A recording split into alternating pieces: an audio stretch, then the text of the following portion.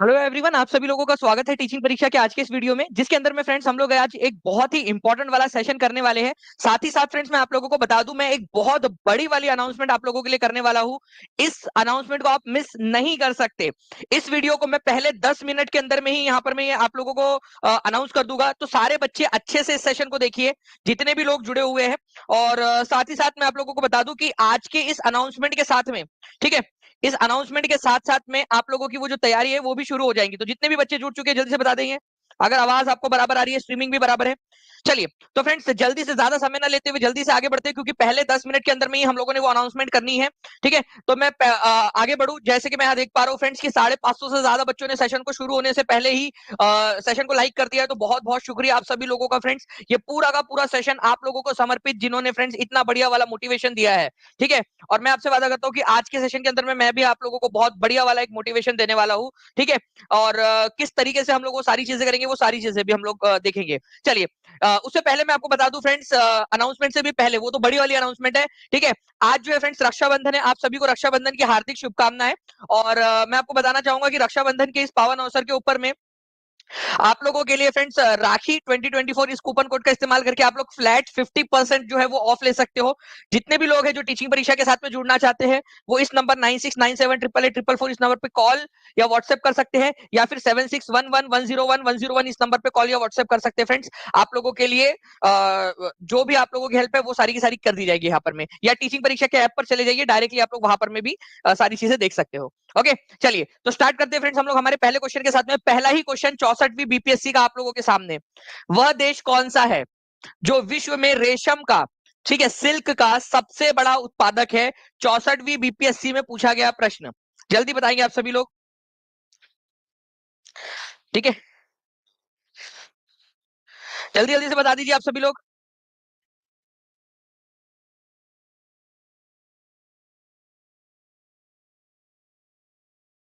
So sweet of you Arnav.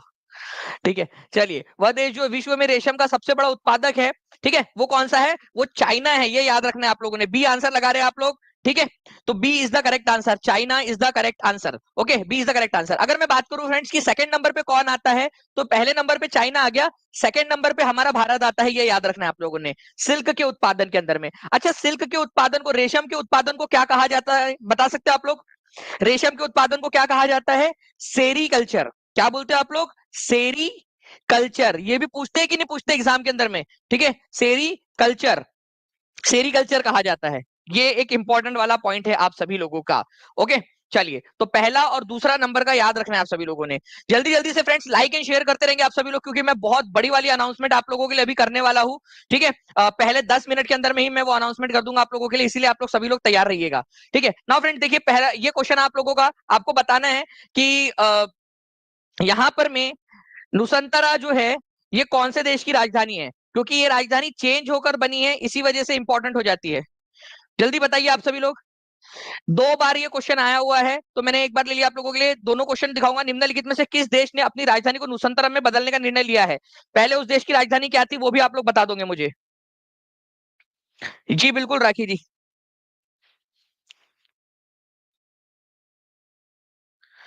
Okay, जी बिल्कुल बबलू त्रिपाठी जी, बबलू दत्ता जी, आपका गंगा के आखिरी छोर से प्रणाम स्वीकार किया जाता है। ठीक है, तो आंसर क्या हो जाएगा फ्रेंड्स यहाँ पर में? इंडोनेशिया। ये बहुत ही इंपॉर्टेंट क्वेश्चन है, इसको याद रखना, कभी भी पूछा जा सकता है नुसंतरा किसकी है। ठीक है, नुसंतरा किसकी, मतलब लड़की का नाम नहीं है वो राजधानी किसकी है? अब देखो, ये है आपका इंडोनेशिया। ओके, इंडोनेशिया कहां पर में, अगर ये समझना है ना आपको, थोड़ा सा मैप देखो आप लोग यहाँ पर में। ये है हमारा प्यारा सा भारत, यहाँ दिख रहा है आप लोगों को हमारा प्यारा सा भारत। इधर से आप लोग बे ऑफ बंगाल से और नीचे जाओगे तो यहाँ पर में इधर साइड में छोटे छोटे से आइलैंड्स है, पूरा टूटा फूटा हुआ है इधर में। इधर में है इंडोनेशिया, मलेशिया, ठीक है, सिंगापुर वगैरह सब इधर साइड के अंदर में, बोर्नियो आइलैंड, ठीक है, तिमोर लेस्टे, सब इधर साइड के अंदर में। तो यहाँ पर में है इंडोनेशिया सबसे बड़ा उधर साइड में, उन छोटे आइलैंड्स में से। ये आप देखोगे इंडोनेशिया, ये आप देख रहे हो पूरा, ये है इंडोनेशिया का सुमात्रा आइलैंड, जावा आइलैंड, सुमात, ये जो है इंडोनेशिया का है। ठीक है, उसके बाद में यहाँ पर मैं आप लोगों को कलीमंतान, कालीमंतान, एक्चुअली इसको बोर्नियो आइलैंड बोलते हैं। पूरी दुनिया इसको क्या बोलती है? ठीक है, पूरी दुनिया इसको बोलती है, इस आइलैंड को बोर्नियो आइलैंड। लेकिन इंडोनेशिया इसको क्या बोलता है? कालीमंतान आइलैंड। अरे तुम्हारे, ठीक है, मान लो कि कोई एक लड़का है, ये राजू है, ठीक है, ये राजू है, पूरी दुनिया इसको जो है मान लो गधा कहती है, ठीक है, गधा कहती है, लेकिन राजू की मम्मी इसको क्या कहती है? राजू की मम्मी इसको राजकुमार कहती है। राजकुमार, मेरा बेटा राजकुमार, ठीक है, क्या फर्क पड़ रहा है ना? पूरी दुनिया उसको, राजू जो है उसको, मतलब ऐसी हरकतें करता होगा वो, तो उसको गधा बोल रहे हैं उसके पूरे लोग। वैसे बोलना नहीं चाहिए, गंदी बात है, ऐसे किसी को नहीं बोलते, ठीक है, दिल दुखता है किसी का भी, तो गधा बोलती मान लो, लेकिन उसके घर वाले उसको राजकुमार बोलते हैं, ठीक है। तो वैसे ही समझ जाओ कि ये पूरे आइलैंड को दुनिया बोर्नियो आइलैंड बोलती है। मोस्ट कॉमन जो नाम है इसका बोर्नियो आइलैंड है, लेकिन इंडोनेशिया इसको कालीमंतान आइलैंड बोलता है। तो आप लोगों से आ सकता है कि इंडोनेशिया की नई राजधानी नुसंतरा कौन से आइलैंड पर लोकेटेड है? तो वहां पर में बोर्नियो आइलैंड लिखकर आता है कई जगह पे, और कई जगह पे लिखता है कालीमंतान आइलैंड। तो दोनों ही सही है, बोर्नियो आइलैंड पूरी दुनिया बोलती है, इंडोनेशिया उसको कालीमंतान आइलैंड बोलता है, ठीक है। इंडोनेशिया की राजधानी पहले जो है फ्रेंड जकार्ता थी, जो कि जावा द्वीप पर थी। अभी नई राजधानी बनाई। ऐसा कहा जाता है कि अगले जो है फ्रेंड 2050 तक ये जकार्ता डूब चुका होगा, क्योंकि समुद्र के किनारे पर है, ये बहुत लो लेवल पर है, इसी वजह से नई राजधानी बनाने की जरूरत पड़ गई थी, ठीक है। चलिए, तो ये पॉइंट आप लोगों ने याद रखना है, ओके। चलिए, इसके अलावा जो है फ्रेंड्स, यहाँ पर में ये इंडोनेशिया का सुमात्रा आइलैंड है, ये जावा आइलैंड है, और यहाँ पर में मलेशिया, इंडोनेशिया का सुमात्रा आइलैंड, सुमात्रा और मलेशिया, इनके बीच में कौन सा वाला आपको जो है स्ट्रेट दिखाई दे रहा है? उसका नाम क्या है? Straight of Malacca. क्वेश्चन बनता है एग्जाम के अंदर में, स्ट्रेट ऑफ मलक्का किसके किसके बीच में है? मलेशिया और इंडोनेशिया के बीच में स्ट्रेट ऑफ मलक्का, ये याद रखना है आप लोगों ने, स्ट्रेट ऑफ मलक्का इंडोनेशिया और मलेशिया के बीच में है, ठीक है। चलिए, नाउ फ्रेंड्स, अब आप देखिए, बीपीएससी का क्वेश्चन ये आपका 1999 के अंदर में जीएस में पूछा गया था, ठीक है, आप लोगों के लिए ढूंढ के निकाल दिए हैं। जल्दी बताइए इस क्वेश्चन का आंसर क्या होगा आपका? मैं एक बहुत बड़ी वाली अनाउंसमेंट अभी करने वाला हूँ फ्रेंड्स, सभी लोग जल्दी जल्दी से जहां भी शेयर कर सकते हैं शेयर कर देंगे, टेलीग्राम, फेसबुक, व्हाट्सएप, इंस्टाग्राम, जहां जहां पर में भी जल्दी जल्दी से शेयर कर दीजिए, ठीक है। देखिए, अगर मैं बात करूं फ्रेंड्स, यहाँ पर मैं आप लोगों के पनामा कैनल की, पनामा कैनल किसको किसको जोड़ता है? तो नॉर्थ अमेरिका और साउथ अमेरिका को जोड़ता है, ठीक है। जोड़ता किसको है ये बोल रहा है, कनेक्ट अलग किसको करता है ये नहीं बात कर रहे, जोड़ता किसको है? प्रशांत महासागर और अंध महासागर को जोड़ता है, ठीक है। तो एक्चुअली देखा जाए ना, तो पनामा कैनल में अगर आपको दिखाऊं, तो पनामा कैनल जो है ये एक नहर बनाई गई है यहाँ पर में। तो नहर जो है वो दो चीजों को जोड़ेंगी ना, अटलांटिक ओशन को, ठीक है, अटलांटिक ओशन को पैसिफिक ओशन प्रशांत महासागर से जोड़ती है। अटलांटिक ओशन को ही अंध महासागर भी कहा जाता है, ब्लाइंड ओशियन। तो अंध महासागर किसको कहा जाता है, ये भी क्वेश्चन बन सकता है एग्जाम के अंदर में आप लोगों का, अंध महासागर किसको कहा जाता है? तो अंध महासागर, ठीक है, अटलांटिक महासागर को कहा जाता है, ये याद रखेंगे आप सभी लोग, ठीक है। ये एक इंपॉर्टेंट पॉइंट है आप लोगों का। ये नॉर्थ अमेरिका और साउथ अमेरिका के बीच में है, ठीक है, इसने काफी डिस्टेंस जो है वो कम कर दिया, यहाँ पर में पहले जमीन थी, यहाँ से एक नहर बनाई गई है। तो अटलांटिक और प्रशांत महासागर का पानी आपस में जोड़ता है ये। तो आंसर आपका ऑप्शन नंबर बी होगा। किसके किसके बीच में अगर ये पूछ लिया जाता तो आंसर ए होता, ठीक है, ठीक है। बाकी अगर आप लोगों से रेड सी और मेडिटेरियन सी को कौन जोड़ता है, लाल सागर और भूमध्य सागर को कौन जोड़ता है, ठीक है, तो वो आंसर वो हो जाएगा सुएज कैनल, ठीक है, सुएज, सुएज कैनल नाम हो जाएगा, वो हो जाएगा सुएज कैनल, अगर रेड सी और मेडिटेरियन सी की बात करता है तो, ठीक है। ये आप लोगों ने याद रखना है। तो आंसर होगा पनामा कैनल का, प्रशांत महासागर और अंध महासागर। एक क्वेश्चन और क्लियर हो गया आप लोगों का, अंध महासागर जो है आप लोगों का, या ब्लाइंड ओशियन किसको बोलते हैं, ब्लाइंड ओशियन किसको बोला जाता है, ठीक है, तो ये अटलांटिक ओशियन को ही बोला जाता है, अटलांटिक, अटलांटिक ओशियन को, अटलांटिक ओशियन को बोला जाता है। याद रहेगा आप सभी लोगों को ये चीज, ठीक है, ओके। चलिए, अब एक सवाल मैं भी आप लोगों से पूछता हूं, अटलांटिक महासागर को ब्लाइंड ओशियन या अंधा सागर क्यों कहा जाता है? बता सकते हो, कोई है किसी के पास में आंसर? देखिए फ्रेंड्स, एक्चुअली ना वहां पर में क्या है कि बेसिकली उसकी तलहटी के ऊपर में, ठीक है, बहुत सारी जो है आप लोगों को घास फूस और ये बहुत सारी चीजें मिलेगी। कई जगह पे उसके उसके सतह के ऊपर में वो जो काई होती है ना वो तैरती रहती है, कई जगह पे उसके सतह के ऊपर में वो घास के बहुत सारे टुकड़े ऐसे तैरते रहते हैं, जिससे जी वो दिखाई नहीं देता। तो पौधों की बहुत ज्यादा भरमार है, जिससे क्या होता है कई बार वो जहाज उसमें फंस जाते हैं, ठीक है, जहाज फंस जाते हैं, आगे जाने के बजाय फंस जाते हैं उसके अंदर में। इसी वजह से इसको ब्लाइंड ओशियन या जो है अंध सागर का उपाधि दी गई है उसको, क्योंकि उसमें घास फूस पेड़ पौधे अंदर में उसके सतह पे, उसके तलहटी पे, उसकी सतह पे कई बार जो है वो आ जाते हैं, इसी वजह से कहा जाता है उसको। ठीक है, अटलांटिक ओशन को ब्लाइंड ओशन। नाउ फ्रेंड्स चलिए इस क्वेश्चन का आंसर आप लोग करोगे।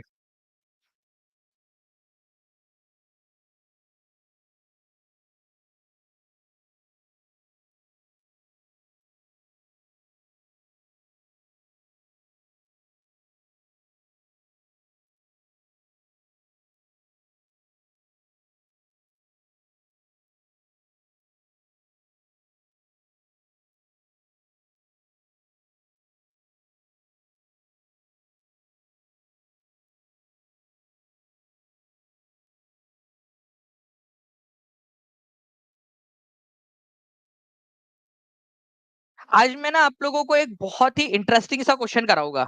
ठीक है, बहुत बढ़िया वाला एक क्वेश्चन है, वो भी आपको कराऊंगा और उसका पूरा जो है ना साउथ ईस्ट एशिया का मैं वो भी दिखाऊंगा आप लोगों को। ठीक है, उसका मैप के साथ में आपको बहुत मजा आएगा। तो नए राज्य की राजधानी के रूप में इंडोनेशिया अपनी नई राजधानी, पहले उसकी जकार्ता थी, अब किसको बना रहा है? नुसंतरा को। नुसंतरा कौन से आइलैंड के ऊपर में लोकेटेड है?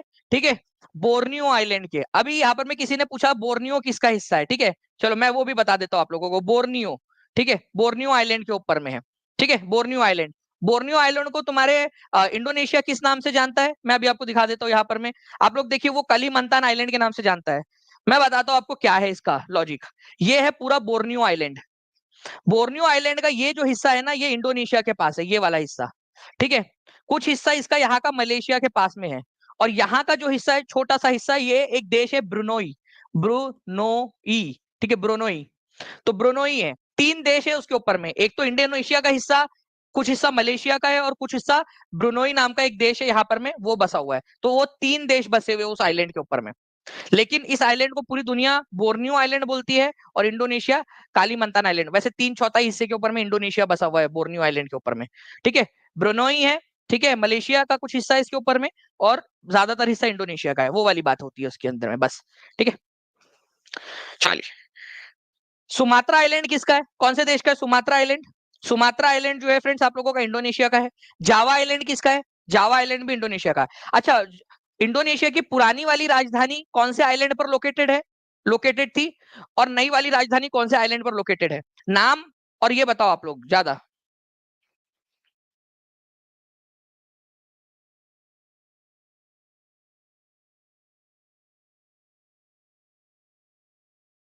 जल्दी बताइए आप सभी लोग, और सेशन को लाइक एंड शेयर करते रहेंगे फ्रेंड, क्योंकि एक बहुत बड़ी वाली अनाउंसमेंट है आप लोगों की बस इस क्वेश्चन के बाद में।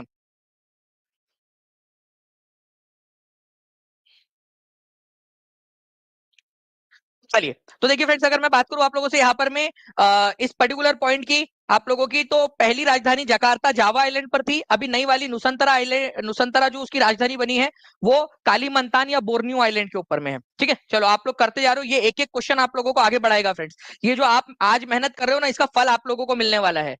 ओके, चलिए। नाउ फ्रेंड्स, आप लोगों को पता है कि NCERT do you know series आप लोगों की, ये भी एक छोटी आप लोगों की घोषणा है। इसके बाद एक और सबसे बड़ी वाली घोषणा अभी भी बची है।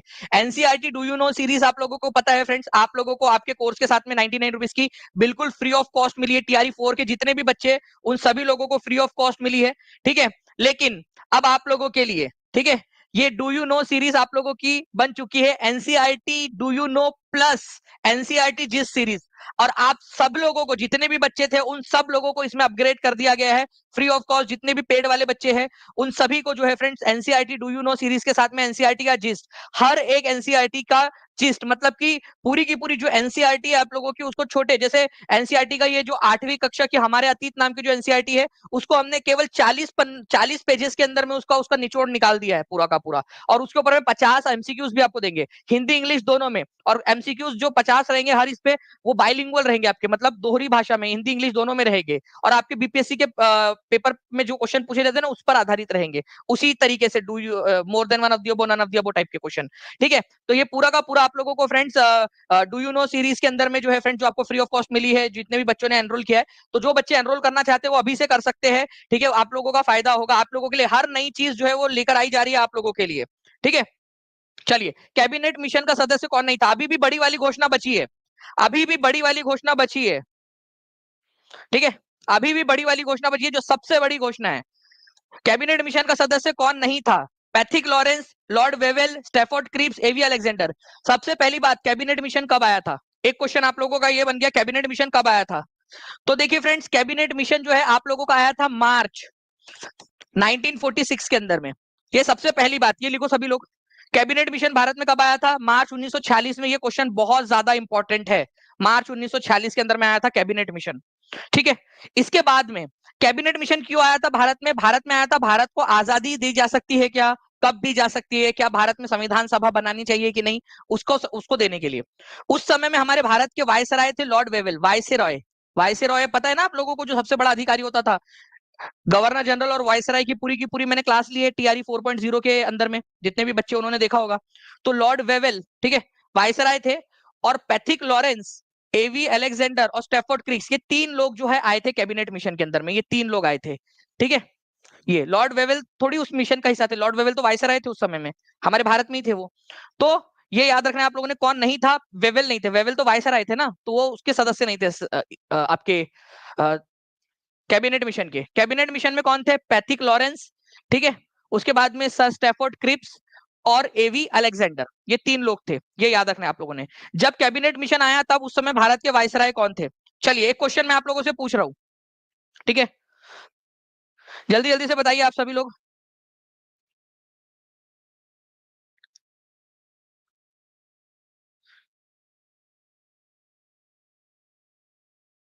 जल्दी बताइए, उस समय में भारत के वायसराय कौन थे जिस समय में?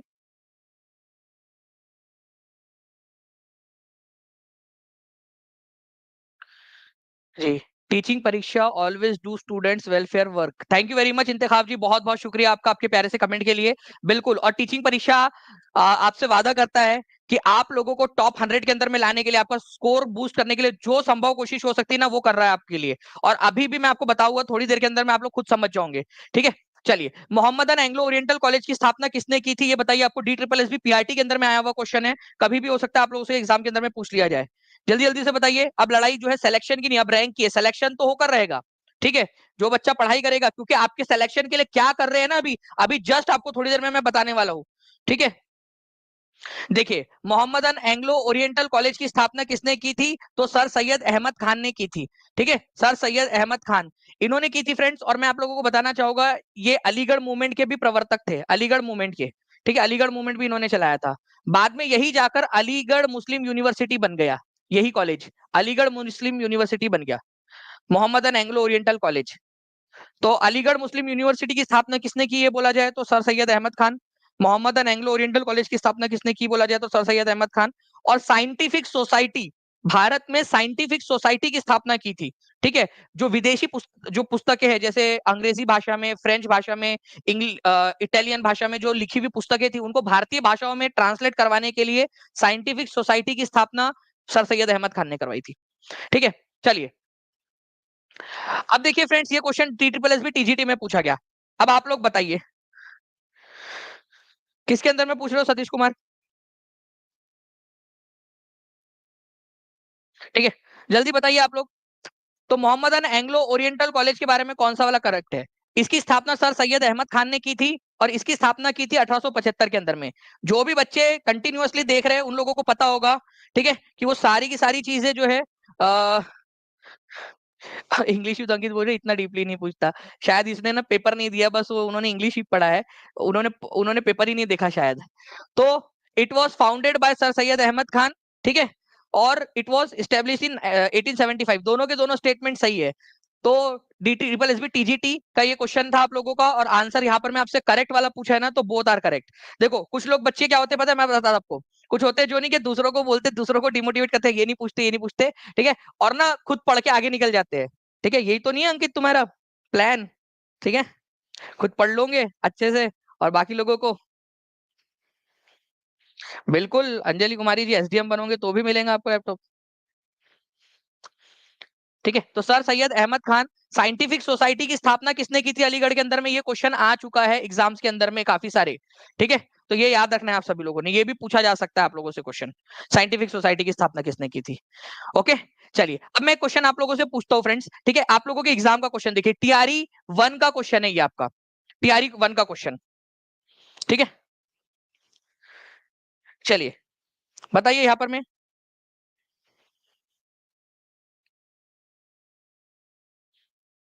इस क्वेश्चन का आंसर करेंगे आप सभी लोग। जल्दी से सेशन को लाइक एंड शेयर करते रहेंगे फ्रेंड्स, जहां भी शेयर कर सकते हो। अगर आप चाहते हो कि और ज्यादा क्लासेस आप लोगों के लिए लिए जाए तो आप लोगों ने सेशन को लाइक एंड शेयर करते रहना है जल्दी जल्दी से। जी देखिए friends, what does the equal remuneration act, ये मैं आपको पूरा का पूरा जितनी भी आप लोगों की रैंक बूस्टर सीरीज रहेंगी ना उसके अंदर मैं भी करवाने वाला हूँ पूरा पूरा इससे ऊपर में रिलेटेड हर चीज। इक्वल रेम्यूनरेशन एक्ट, समान पारिश्रमिक अधिनियम, इसका मतलब क्या होता है? समान पारिश्रमिक का मतलब क्या होता है भाई? सबको इक्वल वेज मिलना चाहिए, ठीक है, सभी लिंगों के लिए समान वेतन, equal wages for all gender, ठीक है। तो चाहे लड़का हो चाहे लड़की हो चाहे कुछ भी हो, ठीक है, उनको एक काम अगर आप दे रहे हो तो समान वेतन मिलना चाहिए, ठीक है। ये याद रखिए आप लोग, तो समान वेतन मिलना चाहिए, ये यहाँ पर में बोला गया है। अगर एक लेवल का काम है, एक लेवल का एजुकेशन है उनका, एक लेवल की क्वालिफिकेशन है, तो एक लेवल का ही उनको समान रूप से जो है वो मिलना चाहिए, ठीक है। अगर मान लीजिए कि शिबा और फैज दोनों के दोनों का सेम एजुकेशन कंप्लीट हुआ है, सेम जो है उन लोगों ने डिग्री हासिल की है, सेम लेवल पे वर्क कर रहे हैं, सेम एजुकेशन सब कुछ है, तो सेम वेतन मिलना चाहिए। तो आंसर जो है आप लोगों का क्या हो जाएगा? ऑप्शन नंबर बी हो जाना चाहिए यहाँ पर में। ओके चलिए, आई होप आपको समझ में आ गया होगा ये चीज। चलिए नाउ फ्रेंड्स, समान पारिश्रमिक अधिनियम कब लागू हुआ था? ये एक क्वेश्चन बन सकता है आप लोगों का, आंसर हो जाएगा आप लोगों का, ठीक है, 1976। ओके, तो ये भी याद रखना है आप लोगों ने, आंसर क्या हो जाएगा? 1976, 1976 में लागू हुआ था ये अभी क्वेश्चन आएगा आप लोगों का क्वेश्चन, ठीक है। इक्वल रेम्यूनरेशन एक्ट कब लागू हुआ था? 1976। सभी लोग लिखिए, सभी के सभी जल्दी जल्दी से। ओके चलिए, अब देखिए फ्रेंड्स, ये आप लोगों को रैंक बूस्टर सीरीज में सारे क्वेश्चंस करवाने वाला हूं। मैंने जब आपसे कहा था ना रैंक बूस्टर सीरीज में आपका रैंक बढ़ाने के लिए मैं सारे क्वेश्चंस कराऊंगा आपके टीआरई के जब अब तक पूछे गए, और उनको डिटेल में जो इसके ऊपर मैं आधारित क्वेश्चन, जैसे ये क्वेश्चन बन सकता है, वो भी क्वेश्चन कराऊंगा 1 सितंबर से 20 सितंबर के बीच में, ठीक है। अब देखिए यहां पर मैं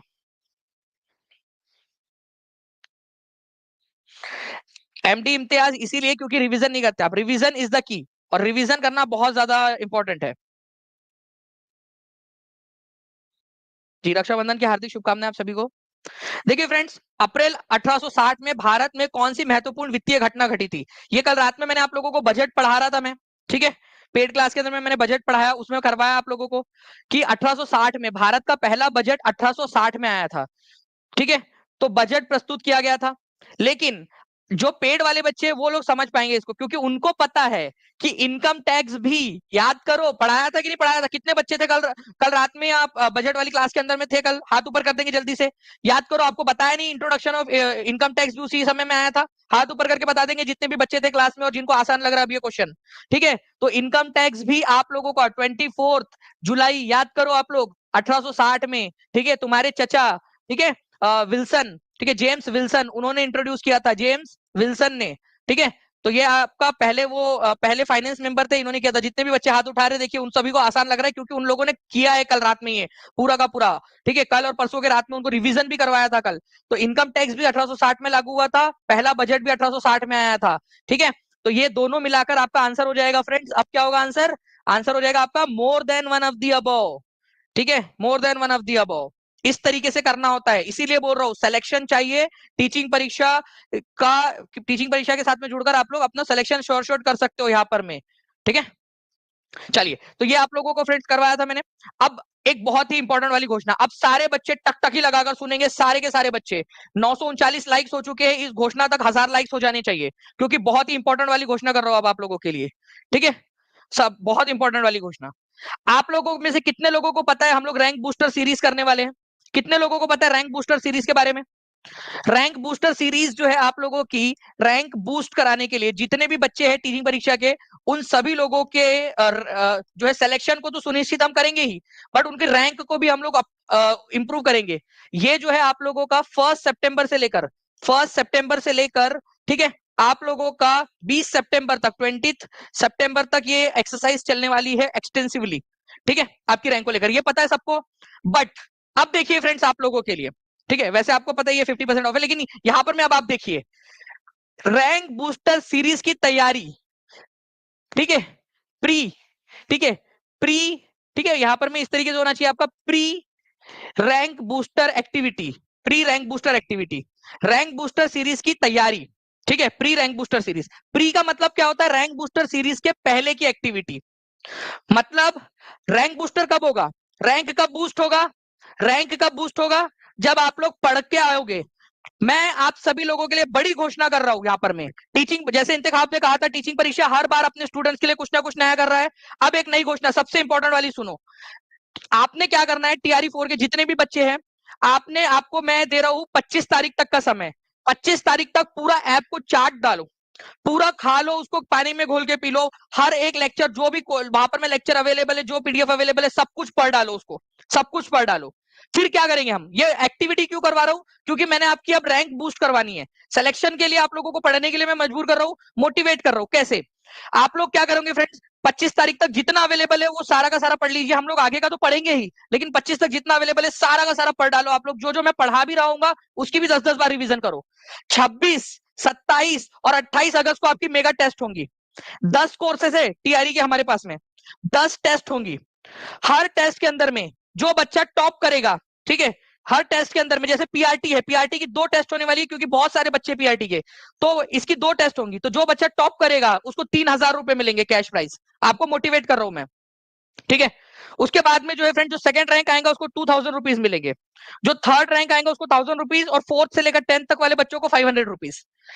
बट यही नहीं, अभी और रुको आप लोग, ये मेगा टेस्ट आपकी रहेंगी 26, 27, 28 तारीख को, ठीक है। ये जो पूरा का पूरा जो आपका सिलेबस दिया हुआ है सारा का सारा पढ़ डालो आप लोग। उसके बाद में अब आप देखिए, ये टेस्ट हो गई आप लोगों की।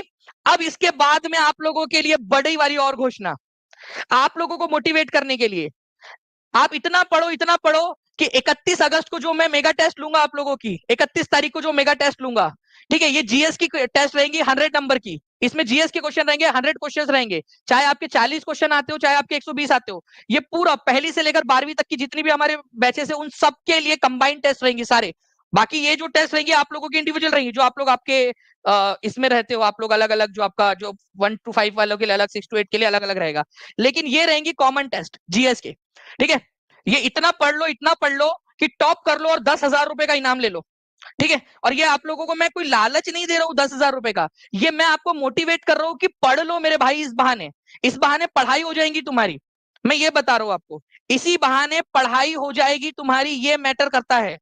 दूसरे नंबर पे जो आएगा उसको 5,000 रुपीज मिलेगा 31 तारीख के। ये क्यों 31 को रखा है, क्योंकि आप लोग 26, 27, 28 को इतना पढ़ चुके होंगे, इतना अपने आप को मजबूत बना चुके होंगे, इतना आप लोग अपने आप को दृढ़ बना चुके होंगे पढ़ाई करके, कि आपको ये वाला जो है आसान लगेगा, ठीक है। फिर जब मैं 1 सितंबर से रैंक बूस्टर सीरीज चालू करूंगा ना आप लोगों की, ठीक है, पेड क्लास के अंदर में, तब आप लोग जो है एक्चुअल में रैंक बूस्टर सिलेक्शन की तो तैयारी हो चुकी होंगे आप लोगों की। आपकी रैंक बूस्टर सीरीज अब आपकी, आप रैंक बूस्टर के लिए तैयार हो चुके होंगे। इसीलिए कह रहा हूं, जो भी बच्चे अभी भी ज्वाइन करना चाहते हैं अभी भी मौका है, ठीक है। आप लोगों का आज 50% स्पेशल ऑफर है, आप लोगों का 50% राखी, ठीक है। 2024 इस कूपन कोड का इस्तेमाल करके आप लोग जुड़ सकते हो फ्रेंड्स, ठीक है।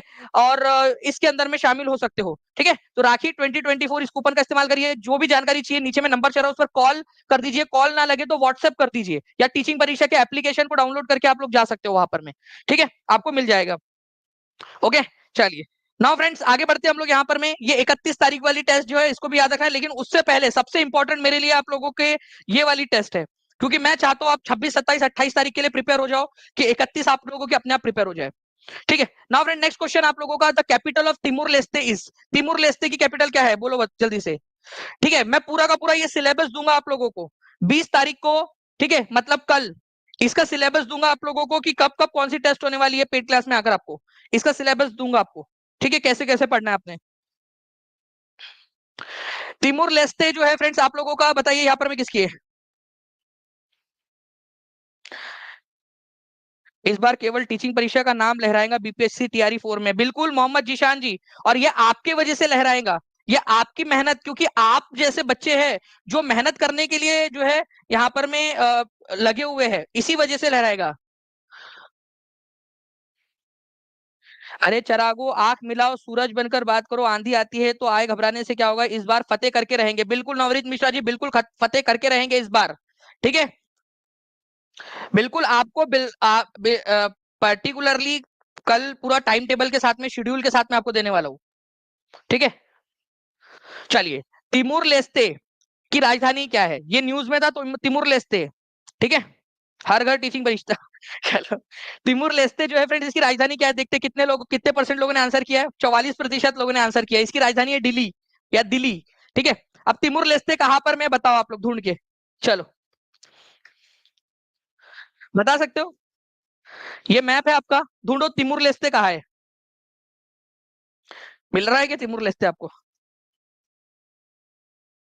ठीक है, ठीक है, इतना बड़ा मैप हमारा पूरा तिमुर लेस्ते आप लोगों को, ठीक है, तिमुर लेस्ते का केवल आप लोगों को वो दिख रहा होगा छोटा सा लाल कलर का। मैं आपको दिखाता हूँ, देखिए यहाँ पर मैं आप आ जाऊंगे, ये भारत है हमारा इधर में साइड में, ठीक है, ये पूरा हिस्सा अपना ही है इधर में, जरूरत पड़ी तो पूरा ही ले लेंगे इधर में, ये पूरा भारत है अपना, ठीक है। और इधर में अगर आप जाओगे, ठीक है, नीचे साइड में, ठीक है, नीचे साइड में, तो आप लोगों को ये दिखाई देगा इधर साइड में, भारत से इधर साइड आऊंगे तो, ओके। ये है आपका इंडोनेशिया, ये दिख रहा है ना रेड कलर में आप लोगों को इंडोनेशिया। अब यहाँ पर मैं थोड़ा सा आ जाइए, यहाँ पर मैं आप देखिए, ये है तिमूर आइलैंड, इसको क्या बोलते हैं, तिमूर आइलैंड। उसमें भी आधे तिमूर आइलैंड के ऊपर में तुम्हारे चचा के लड़के, ठीक है, इसने कब्जा करके रखा हुआ है। इंडोनेशिया नहीं, इंडोनेशिया ना, कब्जेबाज इंडोनेशिया हो गया, ये इसका नाम ही बदल देना पड़ेगा, कब्जेबाज इंडोनेशिया। ये देखो ये इंडोनेशिया का हिस्सा है, और ये हिस्सा जो है आप लोगों को इधर साइड में जो दिख रहा है वो है तिमूर लेस्ते। तिमूर लेस्ते का मतलब होता है ईस्ट तिमूर, ईस्ट तिमूर, ठीक है, ठीक है, तिमूर लेस्ते, ओके, तिमूर लेस्ते।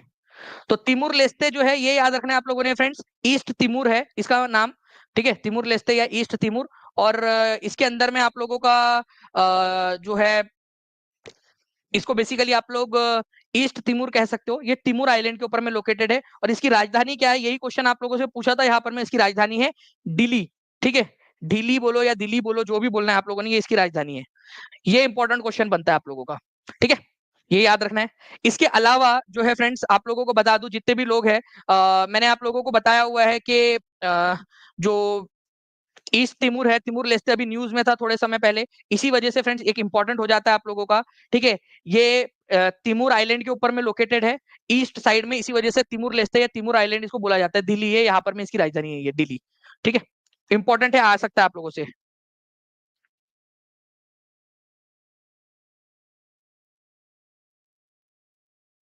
ओके। चलिए, नाउ फ्रेंड्स अब मैं आप लोगों को बता दूं कि जितने भी बच्चे हैं, ठीक है, जो टीचिंग परीक्षा के साथ में जुड़े हुए हैं, जो टीचिंग परीक्षा के लर्न एंड अर्न स्कीम के साथ में जुड़ना चाहते हैं, मैं उनके लिए भी बता दूं, वो स्टार्ट हो चुका है आपका। काफी सारे बच्चे जो है वो इस स्कीम में जुड़ चुके हैं, ठीक है। आप लोगों को क्या करना है, ठीक है, आप लोग एक नंबर है 7611101101, इस नंबर पे आप लोग क्या कर सकते हो, व्हाट्सएप कर सकते हो कि आप लर्न एंड अर्न स्कीम में जुड़ना चाहते हो, ठीक है। अगर आप लोग जो है फ्रेंड्स यहाँ पर मैं मान लीजिए, ठीक है, जैसे दो स्टूडेंट्स है, कम से कम मिनिमम 2 स्टूडेंट्स, आप इनको जोड़ते हो, ठीक है, तो आप लोगों को फ्रेंड्स क्या होगा, यहाँ पर में 400 रुपीज आप लोगों को मिलेंगे, ठीक है। दो स्टूडेंट्स को अगर आप जोड़ते हो, आपके कूपन कोड से आपको एक कूपन कोड मिलेगा, आपका कूपन आप लोगों को मिलेगा आपके नाम का, ठीक है, आपके नाम का मिलेगा आपको, आपका स्पेशल मिलेगा कूपन वो, ठीक है। 3 स्टूडेंट्स को जोड़ते हो तो 600, मतलब हर स्टूडेंट्स को दो, कम मिनिमम दो होने चाहिए। और जैसे ही आपने 20 स्टूडेंट्स जोड़ लिए, ठीक है, 20 स्टूडेंट्स जोड़ने पर आपको 5000 रुपीज मिलेंगे, ठीक है, 5000 रुपीज मिलेंगे, अगर आप जो भी स्टूडेंट्स को आप रेफर करते हो, आपके रेफर से जो भी होगा। हर फिर उसके बाद में 21वां स्टूडेंट जो हो जाएगा, उसमें हर स्टूडेंट के ऊपर में आपका 400 रुपए जुड़ता जाएगा, ठीक है। 22nd नंबर पे 400 रुपए हर, जो है 21 22वें नंबर पे, 15 दिन का समय रहेगा आप लोगों के पास में, ठीक है, 15 दिन तक आप कर सकते हो, ठीक है। तो ये जितने ज्यादा से ज्यादा आप कर सकते हो वो आप लोगों के लिए है, लर्न एंड अर्न की स्कीम, पढ़ाई भी करिए साथ साथ में। आप लोग अगर ये करना चाहते हो इस स्कीम के अंदर में, तो सिंपल सा आप लोगों ने क्या करना है, 7611101101 उसके ऊपर में करना है। जो करना चाहता है वो कर सकता है, जो नहीं करना चाहता, ठीक है, वो नहीं भी करेगा तो भी चलेगा।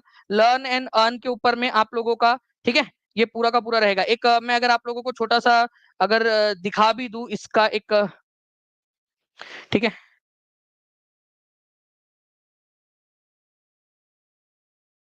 यहाँ पर मैं आप देख भी सकते हो, ठीक है, लर्न एंड अर्न, ठीक है, प्रोग्राम जो है इसके अंतर्गत आपने 2 स्टूडेंट ज्वाइन कर लिया, 400 मिलेंगे, मिनिमम 2 स्टूडेंट होने चाहिए आपके कूपन कोड से, ठीक है।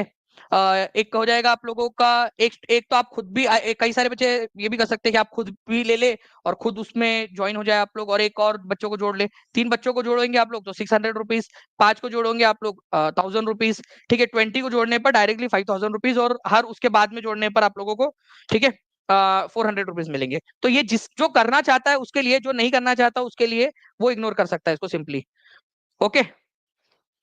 जो इसको करना चाहता है, और ये केवल फुल कोर्स के लिए रहेगा, केवल फुल कोर्स के लिए, ये याद रखना है आप लोगों ने, फुल कोर्स। जीएस इसके अंदर में एलिजिबल नहीं है, फुल कोर्स मतलब पीआरटी जो फुल कोर्स है वो उसके लिए, जीएस इसमें एलिजिबल नहीं रहेगा, ठीक है, ओके, फुल कोर्स इसके अंदर में एलिजिबल नहीं रहेगा, फुल कोर्स एलिजिबल रहेगा, जीएस इसमें एलिजिबल नहीं रहेगा। ओके जी, इंतखाब आप जोड़ चुके हो, बिल्कुल आप कनेक्ट कर लेना या एक बार बता देना आप, ठीक है।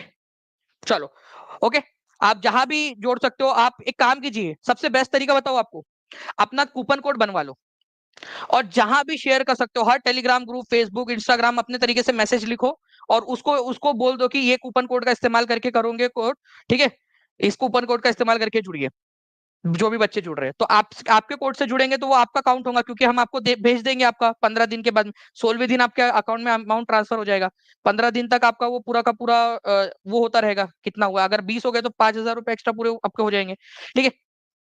तो आपको क्या करना है, वो कोड लेना है, अच्छा सा मैसेज लिखना है और सारे ग्रुप में, अपने इंस्टाग्राम पे लगा दो, अपने व्हाट्सएप स्टेटस पे लगा दो, जहां लगा सकते हो लगा दो, ठीक है। ओके, जहां भी जोड़ सकते हो, जहां भी शेयर कर सकते हो वहां शेयर कर दो, अगर जिसको करना है उसने, बाकी जिसको नहीं करना है वो इग्नोर कर सकता है, अपने अलग तरीके से रह सकता है। ओके जी, चलिए ओके, तो मिलते हैं हम लोग फ्रेंड्स हमारे नेक्स्ट क्लास के अंदर में। आज राखी का त्योहार भी है, तो काफी सारे बच्चे होंगे जिन लोगों को राखी का त्योहार भी मनाना है, ठीक है। सर कई सारे जानने वाले होते हैं जो चुपके से ले लेते हैं, बताते भी नहीं, ठीक है।